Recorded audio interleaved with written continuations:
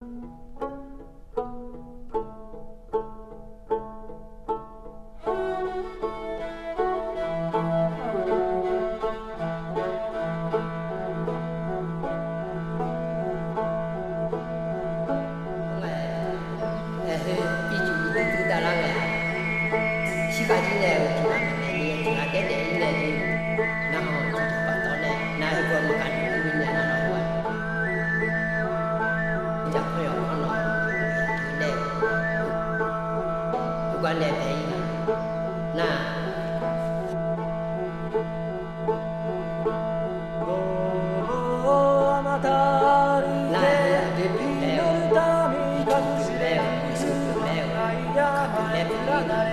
ทานเรื่องเล่าของชาวอาคา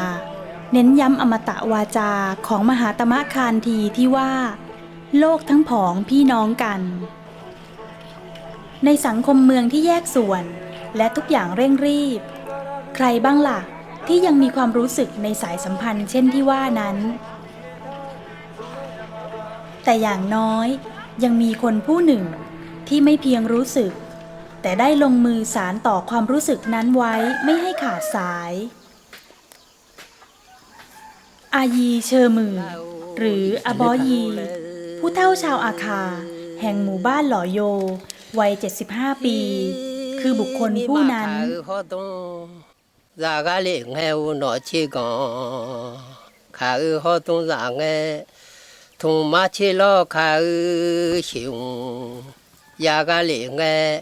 มีมางาลอยังชามาสิเลญาอยู่ชูเลฮิโฮโดคาโกโยเจเลอาโนทงมาชิกองคาโกโยจืงเงทงมาชิลอโกโยจืชาสิโอฮิมีมาคาโฮดงงาเลมากูอาโนชิกอง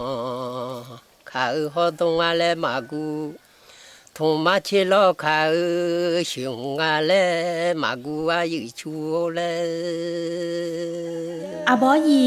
พ่อเฒ่าผู้อ่อนน้อมถ่อมตนและพิสมัยลายปักและการขับขานบทกวีเป็นที่สุดความงดงามและไพเราะได้ถูกแบ่งปันสู่เมืองใหญ่เสมออะไรคือสิ่งที่หล่อหลอมความอาทรของพ่อเฒ่าอบอยีคนนี้最常是这样的อบอยีว่าชอบยังมีอะไรวะมีนี่มาอยู่เลยมือน่ะช่วยด้วยมันได้สินี่มาไม่ได้งาสิญาบ่สิกาเราจะจู่สามเนี่ยยาสักการนิกุไอ้แม่มาพี่ว่าดูเลยงาคุยยาหายามาตามมาโมเมีย那是怕的骨头，算那骨哈。งั้นเนี่ยกูไม่我就骨伢，啊，穿里嘛骨啊不？ก็เลยถึงจะนั่นเลยบุบแล้วก็เลยถึงจะนั่งอะไรเงี้ยก็เธอเลยมือเธอไม่เอาเลยแต่ดีน้องพายยังไงเขาจะบุลาบุนั่งที่ชุนีคุณลองเธอเนี่ยเขาจะบุลาไงลองมาชุนีเขาเงาก็อันนี้จู่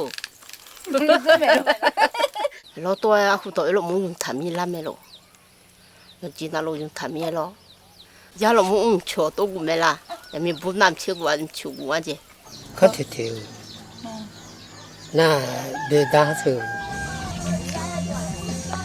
你看这边行啊，不一啊节目啊。อ่ะบ่าก็คุณชอบหามิงอ่ะนะอ่ะคุณยังเอ็ดถลุงอะไรอ่ะบ่าจะบอกจุ่มมั่วเนาะเสียมานึกมาจะมือรอตัวยังมาตัวยัง不不对对对啊就这个那个对你嘛有มือไหมไอ้เจ้าเจ้านี่จริงๆเป็นเขาจี咯啊不出门ในหมู่บ้านแล้วแก咯ให้ลูกแกมือ咯老人家说米行超啊，不一话已经米了啊。后来说了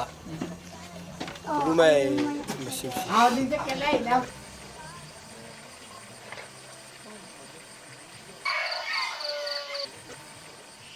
ผู้คนรอบข้างในชุมชนเล็กๆแห่งนั้น อาจมองอบอยีเป็นเพียงคนแก่ใจดีธรรมดาที่ปักผ้าสวยและทำไร่เก่ง หากทว่าความล้ำลึกของตัวตนอบอยีที่แสดงถึงความเป็นปราชญ์ที่ยิ่งใหญ่นั้น ผู้ที่มองเห็นและสัมผัสได้กลับเป็นคนจากภายนอก สมาชิกวุฒิสภาเตือนใจดีเทศผู้ซึ่งใช้ชีวิตช่วงหนึ่งกับพี่น้องชนเผ่ากระทั่งเข้าใจจิตวิญญาณเบื้องลึกของความเป็นอาคาได้กล่าวถึงพ่อเฒ่าอบอยีที่รู้จักและศรัทธามากว่า 25 ปีให้ฟังว่าคำจำกัดความของอบอยีเนี่ยคือมีความรักที่เป็นสากลมีการสื่อสารที่เป็นสากลแล้วก็มีความสุขที่เป็นสากลแกอยู่ที่ไหนแกก็มีความสุขคุณสยามพึ่งอุดมศิลปินอิสระที่รักความงดงามในวิถีชีวิตของพี่น้องอาคาเป็นอีกผู้หนึ่งที่เข้าถึงความงดงามและความยิ่งใหญ่ในตัวตนของอบอยีเขาเนี่ยทำงานศิลปะบนผืนผ้าแล้วก็ไล่กวีสดทีนี้กวีที่เขาไล่ออกมาเนี่ยมันเป็นการด้นสดๆแต่ว่ามีคล้ายๆกับมีญาณทัศนะที่อยู่ข้างในมาเชื่อกันสปาตรงเลยมาเชื่อร้อยจูเชียวมีมาเชื่อกันข้าวยอดจุเลี้ยวมีมาขอยอดจุชามสิญญาแล้วฝีมือปักผ้าของอบอยีเต็มไปด้วยเรื่องเล่าบนผืนผ้านั้นสวยมากเพราะฉะนั้นสิ่งที่เขาทำออกมาเนี่ยจะเรียกว่าบังเอิญเหรอมันเป็นญาณทัศนะที่เข้าถึงเรื่องงานศิลปะนะโดยที่เขาไม่ต้องเรียนจริงๆมาชั่วจริงๆมาน้องฮัดเดี๋ยวก็จะมาละยังมีอะไรน้องฮัดที่เดี๋ยวเลยชอบจังเป็นหมอกการนี่พากันดูมาที่เขาเห็นดอกไม้อยู่ริมทางอยู่บนดอยเวลาเขาเดินไปไล่เนี่ยมันเข้าไปอยู่ในจิตในใจเขาตั้งแต่เมื่อไหร่แล้วเขาออกมาเปลี่ยนออกมามันเป็นลายผ้าสวยๆเนี่ยมันถูกกลั่น那么啥多呢？丑不美啊，喏。มา呀路也养啊咯，有孩子叫路也养啊。前面呢都没没去农民的有养啊咯，没去农民好路做买，啊做那个嘛东啊啊提做，อันนี้กูเหมือนนะเขาทำงานออกมาเข้าถึงความงามพอเข้าถึงความงามเนี่ยมันจะบอกว่าคนนี้เป็นงานแบบผู้ชายหรือแบบผู้หญิงเนี่ยมันบอกไม่ได้มันเลยจากเพศไปแล้วคืออบอยีเนี่ยแกข้ามพรมแดนทุกอย่างไม่ว่าจะเป็นความเป็นหญิงเป็นชายเป็นพ่อเป็นแม่เป็นลูกแต่แกมีความบริสุทธิ์ของจิตใจที่มีความรักที่ยิ่งใหญ่เสื้อตัวนี้อบอยีเย็บและปักให้กับลูกชายส่วนพื้นนี้ตั้งใจมอบให้อาปาลูกสาวคนโตแต่เธอเสียชีวิตไปก่อนเป็นผู้เฒ่าที่ปักทอผ้าได้ปักลายผ้าให้ลูกสาวแทนที่ลูกสาวจะปักให้พ่อเนี่ยนะคะอายุตัวตาพิตายาบินยังไง那是伢啥被没来弄成？阿爸干了。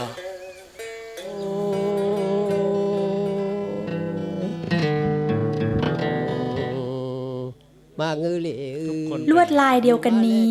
กลายเป็นสื่อวัฒนธรรมเพื่อแบ่งปันความงามความรักและสุนทรียะให้กับคนต่างชาติพันธุ์แม้ภาษาที่แตกต่างจะดูเป็นอุปสรรคในการรับรู้แต่อบอยีไม่เคยทิ้งความตั้งใจที่จะนำสารเหล่านั้นไปยังผู้คน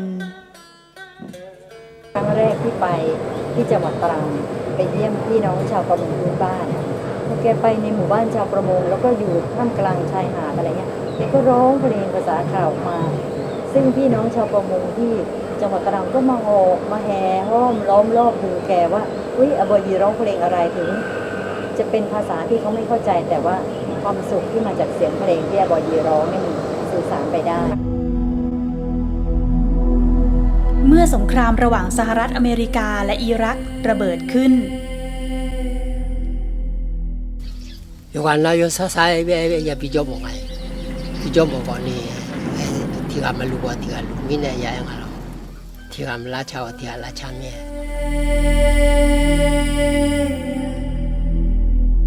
วันนั้นที่ทำลูกพิจารณาเลยพิจารณาเลยตัวที่ทำตัวพิจารณาก็พิจารณาจ้องอะไรก็จ้อง ที่ว่าที่เจ้าที่ว่าที่เจ้า อบอยีไม่ลังเลเลยที่จะเข้าร่วมร้องขอสันติภาพ อาจารย์ไกรศักดิ์แล้วก็สวหลายท่านจัดงานสันติภาพโลกนะคะที่สวนลุมแล้วก็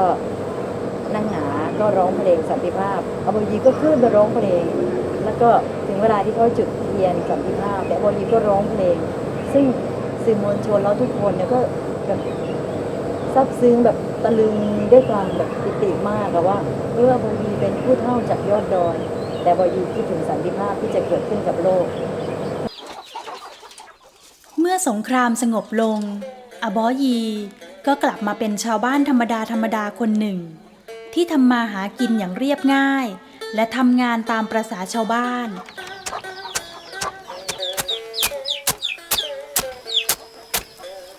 ยังคงปักผ้าตราบเท่าที่ตาจะมองเห็น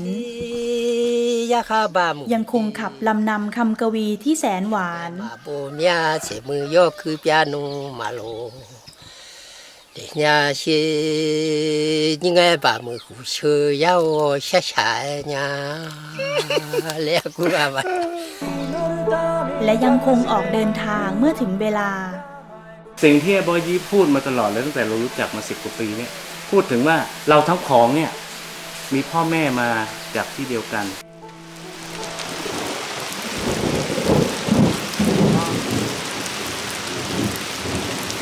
ว่ามาที่มายาแต่งงานเลยอะว่าตาที่ได้ยาแต่งงานเบนเนี่ยสุดเลยว่าจะเบียร์หลังเนี่ยเบนเนี่ยจะเบียร์หลังเนี่ยสุดนะว่า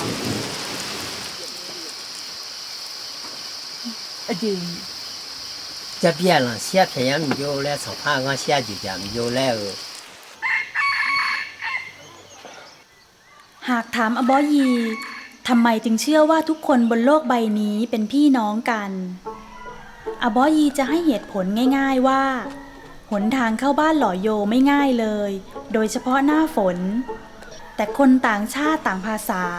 กระทั่งฝรั่งมังค่าจากแดนไกลก็ดันด้นเดินทางมาเยี่ยมเยือนหากไม่ใช่พี่น้องกันแล้ว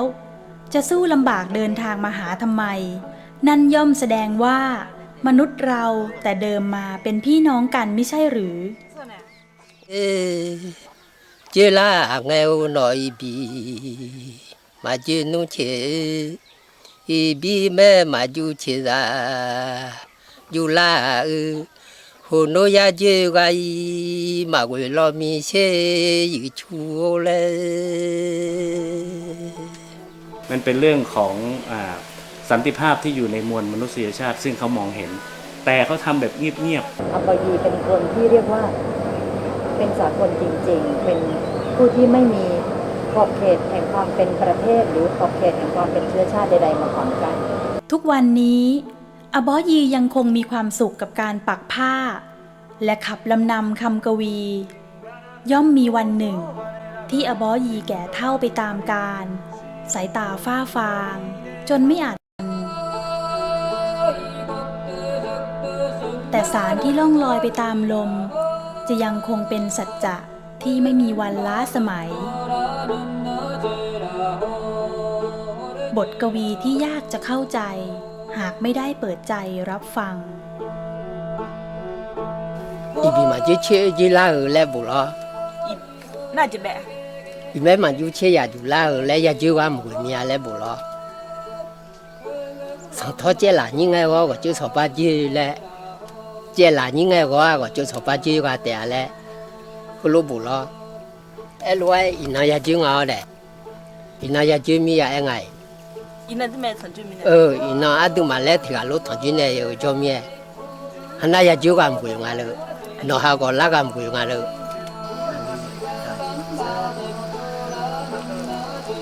อีกคนอยู่แล้วฟังอ่ะผมรู้ว่ามีนั่นหรือเปล่าล่ะทุ่มเนี่ยเขาลองงั้นล่ะเยอะๆงั้นเนี่ย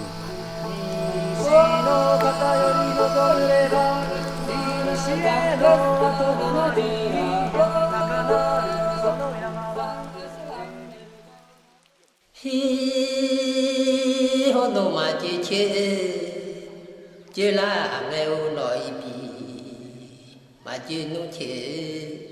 一比麦马就切啦，就啦，胡诺呀吉个伊马为了米切一出来，一比马吉切，吉啦呀乌诺一比。马吉努切，一比麦马就切啊，就啦，长头年哎我啊，该有草包呀吉努米呀，